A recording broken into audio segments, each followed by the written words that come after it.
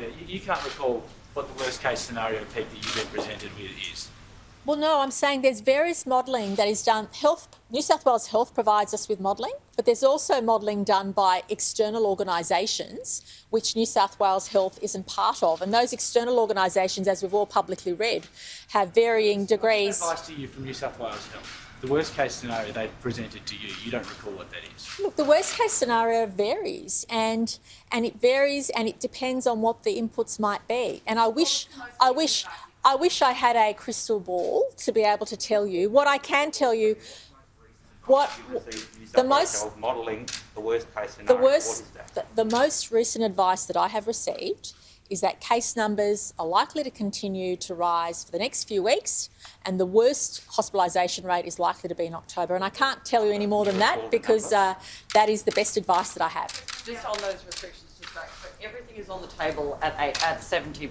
Stadiums open, you said this morning on Sunrise, so stadiums will be open, home visits are on the table, cinemas are on the table. Well, obviously, things like, as I said, high risk issues like home visits is what the greatest risk is. And what is key is for us to be able to demonstrate that people are vaccinated. So when you have a controlled environment, like a venue or an outdoor event that's ticketed, you can actually control that only vaccinated people come through. And that is the key. The 70% freedoms relate directly to full vaccination. And that is why it is key for us to be able to demonstrate that people are fully vaccinated when they're attending an event or attending a venue. And clearly, for all of us, indoor is more high risk than outdoor.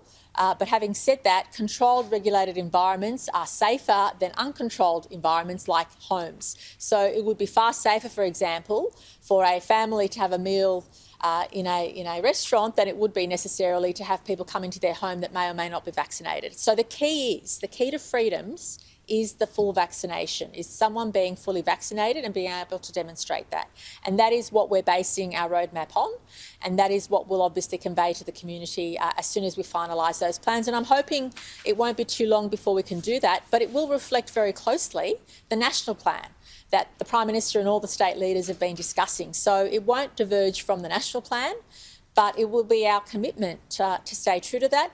Clearly, for example, in some states, they may have 2 square metre rules depending on their number of cases. In New South Wales, we might start with 4 square metre rules. So I put that on the table, that they're the type of issues that we'll consider closer to that time, and obviously with the best health advice. And similar to our plan for schools, that we obviously took the health advice, took education advice, and then made decisions. And this will be a similar approach. Stakeholders are coming forward with their suggestions, and the health advice is critical.